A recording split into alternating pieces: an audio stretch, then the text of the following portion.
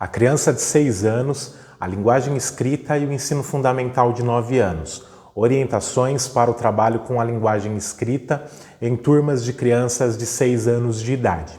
Texto de Francisca Isabel Pereira Maciel, Mônica Correia Batista e Sara Mourão Monteiro. A discussão acerca do ensino e da aprendizagem da leitura e da escrita antes dos 7 anos de idade tem merecido a atenção de educadores e estudiosos da área. Isso em diferentes contextos da história da educação brasileira. A gente pode afirmar que, em geral, esse debate ele se limita a duas posições hegemônicas e, ao mesmo tempo, antagônicas. De um lado, se argumenta sobre a inadequação do trabalho com a língua escrita nessa faixa etária, por considerá-lo uma antecipação indesejável de um modelo escolar que é típico do ensino fundamental. De acordo com essa concepção, ensinar a ler e a escrever equivale a roubar das crianças a possibilidade de viver mais plenamente o tempo da infância. De outro lado, o trabalho com a língua escrita desde a educação infantil é avaliado positivamente e é incentivado como uma medida compensatória ou propedêutica, com vistas à obtenção de melhores resultados nas etapas posteriores da educação básica. Compensatória porque nem toda criança vive em um contexto letrado. Então, trabalhar com a língua escrita antes compensaria essa falta de contato com o texto escrito que existe no dia a dia de algumas crianças. Propedêutica se refere à preparação. Então, ainda que julguemos não ser o momento da criança aprender de fato, isso serviria como uma preparação para o momento em que ela fosse aprender e fosse trabalhar com a língua escrita. Segundo as autoras, qualquer que seja a posição assumida, ambas, ao enfatizarem o objeto, elas concedem ao sujeito da aprendizagem um papel secundário e que está submetido às concepções e avaliações do adulto. Para se construir uma prática educativa de qualidade, as perguntas a serem formuladas e respondidas deveriam incidir sobre a criança e sobre suas formas de expressão e relação com o mundo. O que significa possuir a língua escrita para crianças menores de 7 anos? Como que as crianças se relacionam com os bens culturais e especificamente com essa questão do ler e do escrever? Quais são as condições psíquicas, sociais, emocionais, cognitivas para que a criança possa se apropriar dessa forma de linguagem? Seria desejável e possível ensinar a linguagem escrita para as crianças e ao mesmo tempo respeitar os seus desejos, suas aspirações, possibilidades, competências e condições de aprendizagem? Segundo as autoras, essas são perguntas que deveriam ser feitas, perguntas que incidem sobre a criança e não sobre o objeto de aprendizagem. Nesse trabalho, as autoras pretendem demonstrar que o aprendizado da linguagem escrita, desde a mais tenra idade, é uma ferramenta fundamental para assegurar às crianças, como atores sociais que são, sua inclusão na sociedade contemporânea. E aí, nesse primeiro vídeo, seguindo a estrutura do texto, a gente vai falar sobre o desenvolvimento infantil, nas perspectivas de Piaget e de Vygotsky. Isso porque, como a gente viu, o objetivo das autoras é defender o trabalho com a língua escrita antes dos 7 anos. E o principal argumento dos opositores dessa ideia é que trabalhar com a língua escrita antes dos 7 seria queimar etapas, seria não desenvolver plenamente um determinado estágio. Ideias que costumam ser apoiadas na teoria piagetiana dos estágios de desenvolvimento cognitivo. O sensório motor até os 2 anos, pré-operatório até os 7, operatório concreto até os 11 e operatório formal em seguida. As pesquisas no campo da história, da sociologia e da antropologia têm demonstrado que a infância, tal como a conhecemos hoje, não é um fenômeno natural e universal, mas sim o resultado de uma construção que foi feita ao longo do tempo nas sociedades moderna e contemporânea. A infância deixou de ser compreendida como uma pré-etapa da fase adulta e passou a ser identificada como um estado diferenciado. A psicologia, ao longo das primeiras décadas do século XX, cumpriu um papel de destaque nesse reconhecimento da infância como um tempo específico da vida humana. A infância foi compreendida como um fenômeno relacionado à vivência cronológica, cuja lógica e estrutura se pautavam pelos aspectos ligados à natureza. Assim fundamentados, alguns estudos no campo da psicologia consideram pouca relevância à cultura na constituição da infância. Aqui, as autoras estão se referindo a Piaget.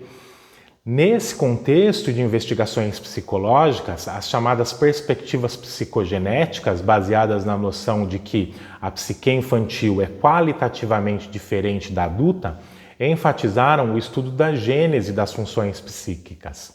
Piaget, como um dos eminentes teóricos da psicogênese, afirmava que suas investigações, ao analisarem os comportamentos infantis, tinham como objetivo principal investigar não a compreensão do conhecimento no seu estado final, mas sim na sua gênese e no seu processo de construção.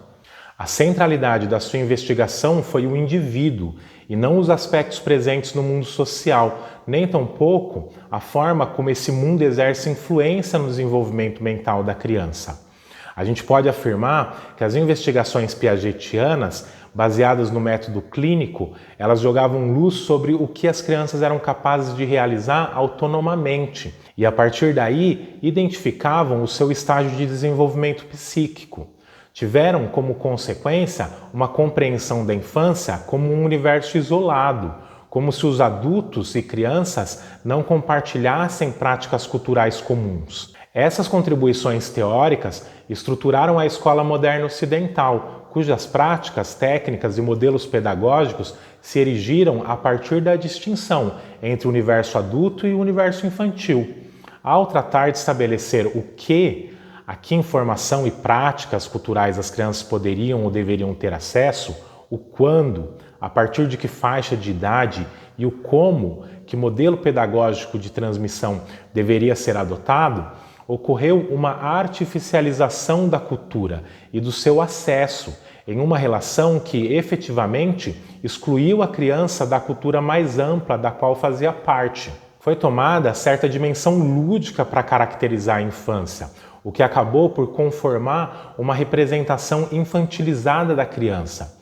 Alguns produtos culturais, tais como jogos, canções e brincadeiras, transmitidos através de gerações, foram transformados em um conjunto descontextualizado de práticas culturais.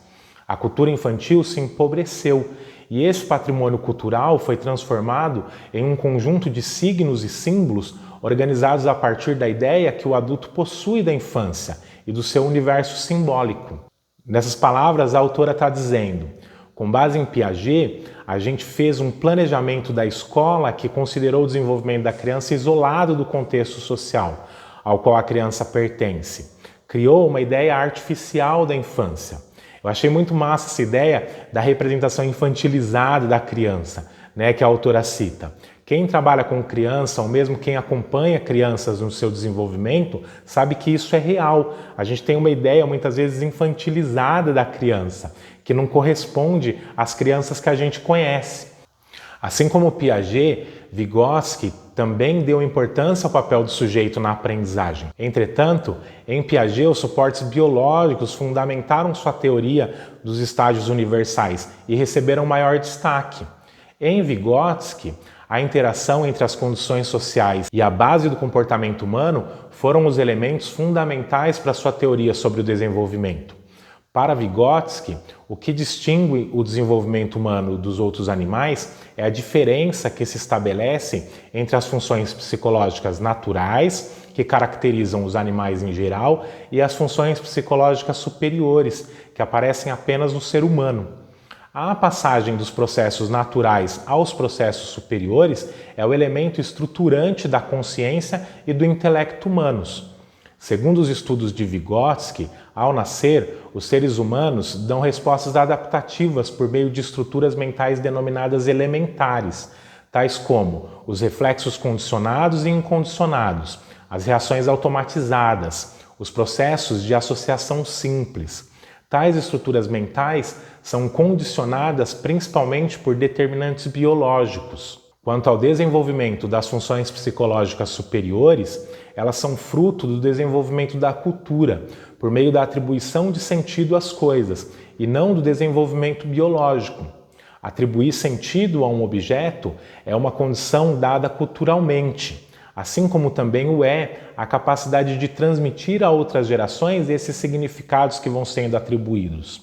Essa capacidade de usar signos, marcas, representações foi ao longo da história da humanidade sofrendo duas mudanças qualitativas fundamentais. Importante destacar que essas mesmas transformações pelas quais a humanidade passou se verificam ao longo da história de cada ser humano. A primeira dessas mudanças é que os signos, as marcas externas, elas vão se tornando em processos internos de mediação.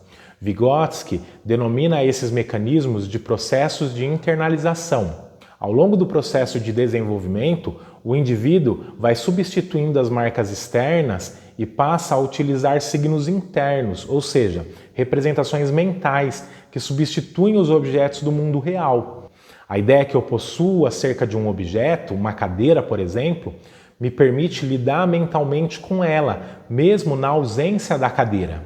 Essa capacidade de lidar com representações que vão substituindo o real é o que possibilita ao homem libertar-se do espaço e do tempo presentes, fazer relações mentais na ausência das coisas em si, imaginar, fazer planos, ter intenções, faz com que o nosso pensamento ele consiga transcender o tempo e o espaço. A gente passa a tratar as coisas da vida em processos internos, na mente, sem uma dependência direta do mundo real, sem que as coisas estejam no mundo real aqui e agora. A segunda transformação é a organização dos símbolos em estruturas complexas e articuladas, denominadas sistemas simbólicos. A linguagem, a escrita, o sistema de números, dentre outros, são sistemas simbólicos. São criações das sociedades ao longo da história humana, que modificaram substancialmente a forma social e o nível de desenvolvimento cultural das sociedades. Ao considerar essa relevância atribuída aos signos e símbolos e, consequentemente, aos sistemas simbólicos, Vygotsky ressalta que o acesso a esses instrumentos ou ferramentas psicológicas e a maneira como as crianças os manipulam são fatores determinantes no processo de estruturação da sua mente. Chegamos, assim, à discussão central que aqui nos interessa. A aquisição do sistema de escrita, assim como de outros sistemas simbólicos, adquire uma relevância estrutural em termos mentais e cognitivos para o indivíduo que passa a dominá-los, e não pode ser alcançada de maneira puramente mecânica e externa.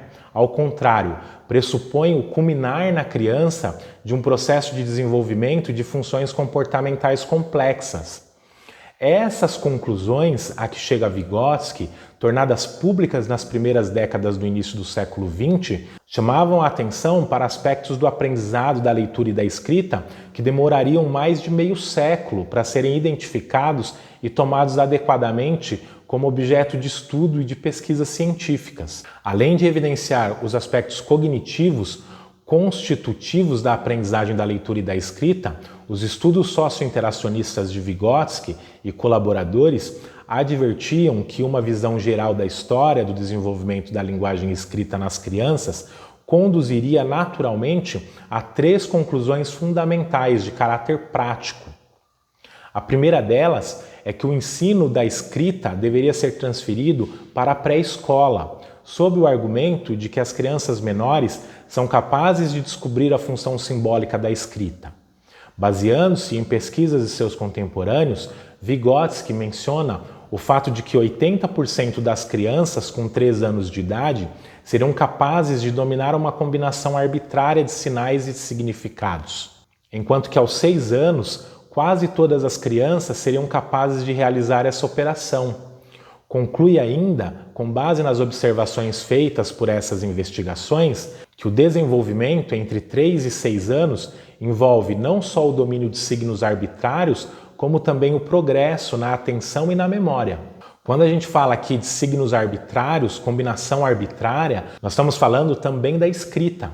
A escrita é uma combinação de signos arbitrários, porque diferente do desenho, as letras não fazem analogia às coisas que elas representam. Em um determinado momento da história, se convencionou arbitrariamente o sistema de representação em letras. E o que as autoras estão dizendo é que as crianças teriam condições de entender esse sistema de representação, que é uma convenção arbitrária. A segunda conclusão prática a que chega é resultado desse reconhecimento de que é mais do que possível e principalmente adequado ensinar a leitura e a escrita às crianças na pré-escola.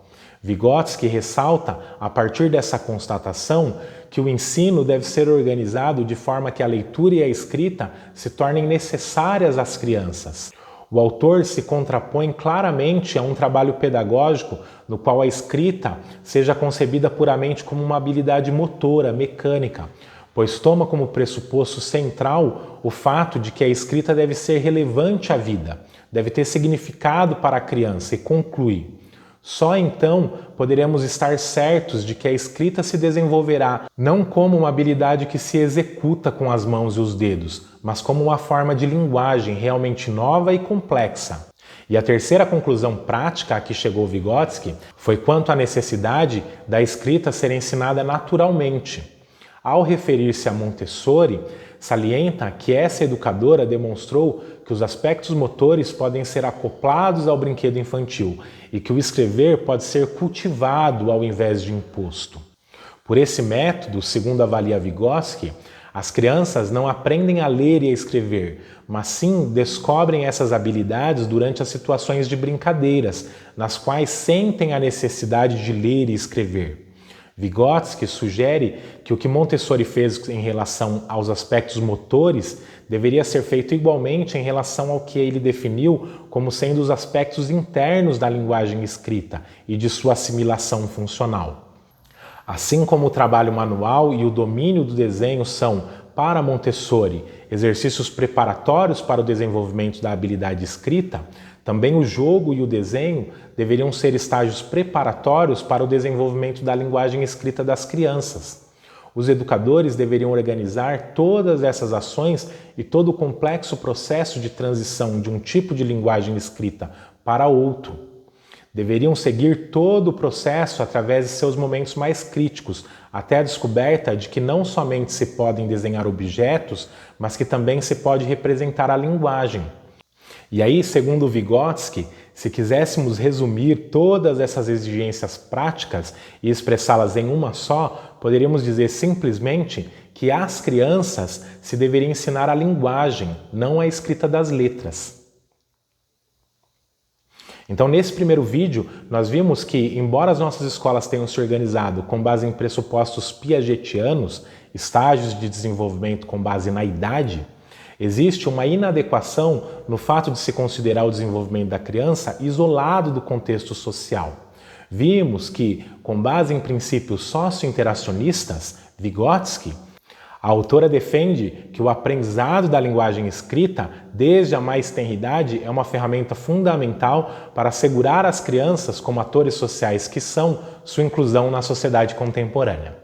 No card está a continuação desse ou algum outro relacionado. Eu agradeço a sua atenção, a gente se vê num próximo vídeo.